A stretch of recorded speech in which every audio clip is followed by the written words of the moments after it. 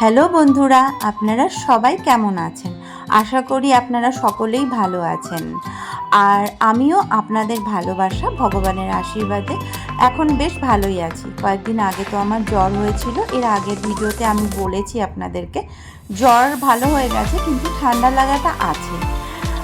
এই যে ভিডিওটা আপনারা দেখছেন, এটা গতকাল সন্ধ্যের ভিডিও। অ্যাকচুয়ালি আমি গতকালকে আর এডিট করতে পারিনি, আর হচ্ছে কি ভয়েসটাও দিতে পারিনি। তার জন্য এটা আমি এখন আপনাদের সাথে শেয়ার করছি।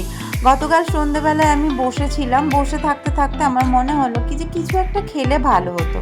কারণ হচ্ছে সন্ধ্যেবেলায় আমি একটু চা খাই বা যে কোনো কিছু খাই, তো আমার মনে হচ্ছিল কিছু একটা খাই। তো কাল আর চা খেতে মনে হয়নি, কাল মনে হচ্ছিল একটু কিছু স্ন্যাক্স খেলে ভালো হতো। একবার ভাবলাম বাইরে থেকে কিনে আনি, তারপর দেখলাম না থাক, বাইরের আর কিছু খাবো না, ঘরে যা আছে তাই দিয়ে কিছু একটা বানিয়ে নিই। তো যা ভাবা তাই কাজ। ফ্রিজ খুলে দেখলাম আমার ফ্রিজে বেশ কিছুটা চিকেন, বোনলেস চিকেন রাখা আছে, মানে ওই 4 পিস মতো। তো আমি সেটা বের করে নিয়ে যেমন খুশিভাবে আমি কেটে নিলাম, কেটে নিয়ে ধুয়ে নিয়েছি। আগেও একটু ধোয়া ছিল, তবুও আবার একবার ধুয়ে নিলাম। তারপরে আমি একটু ম্যারিনেট করে নিয়েছি। ম্যারিনেট করতে আমি কী দিয়েছি চলুন আপনাদের সাথে একটু শেয়ার করে দিই। দিয়েছি হচ্ছে এর মধ্যে লবণ, হলুদ, লঙ্কা গুঁড়ো, জিরে গুঁড়ো, গোলমরিচ গুঁড়ো। তার সাথে দিয়েছি হচ্ছে আদা বাটা, পেঁয়াজ গ্রেট করা, আর দিয়েছি হচ্ছে রসুন থেতো, কাঁচা লঙ্কা থেতো, আর তার সাথে দিয়েছি হচ্ছে একটু ভিনিগার, সয়া সস আর চিলি ফ্লেক্স। তার সাথে দিয়েছি একটু খাবার সোডা।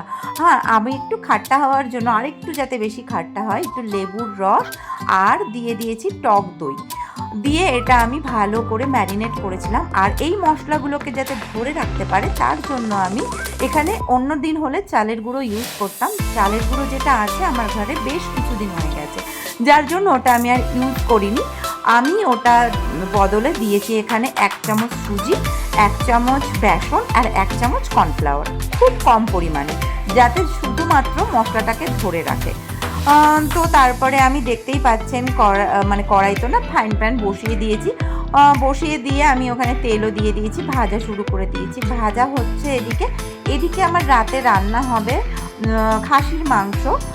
তো খাসির মাংস রান্না হবে বলে দেখতেই পাচ্ছেন আমি ওখানে আলু কেটে, পেঁয়াজ কেটে একটা মশলাও করে রেখেছি মিক্সিতে। শুধুমাত্র ওখানে আছে হচ্ছে আপনার ওই আদা, রসুন আর পেঁয়াজ, আর কিছুটা পেঁয়াজ কুচনো আছে। তো ওটা রাত্রে রান্নার প্রিপারেশন করে রাখা আছে, যে এটা হয়ে গেলে তারপরে এটা খাওয়ার পরে একটু বসে তখন রাতের রান্নাটা হবে। তো ইতিমধ্যেই আমার বেশ অনেক কটাই ভাজা হয়ে গেছে।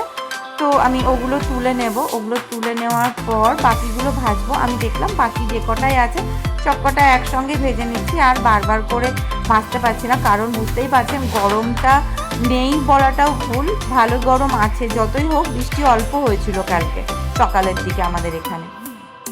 দেখুন আমার ভাজা হতে না হতেই একটা হাত দেখছি হঠাৎ করে, এটা দেখলাম ভিডিওতে ধরা পড়েছে, যে পকোড়া তুলে খেতে শুরু করেছে। হ্যাঁ, এই রকমই করেন একজন। তো ঠিকই আছে, খাওয়ার জন্য যখন বানাচ্ছি সেটা তো খাবেই। তো এইরকম ধরনের কার মনে হয় সন্ধ্যাবেলায় যে কিছু খেতে পারলে ভালো হতো? আমার তো ভীষণ পরিমাণে মনে হয় মাঝে মাঝেই। তো আমি এরকম কিছু চেষ্টা করি ঘরে যা আছে সেগুলো দিয়ে বানিয়ে নেওয়ার, বাইরের না খাওয়ার। তো এগুলোকে পকোড়া বলতে পারেন, মিনি পকোড়া, বা বলতে পারেন হচ্ছে পপকর্ন। তো দেখুন কি সুন্দর দেখতে হয়েছে। আমি কিন্তু খাওয়ার আগে একটু চাট মশলা আর বিট লবণও ছড়িয়ে নিয়েছিলাম, যাতে আরও বেশি টেস্টি লাগে।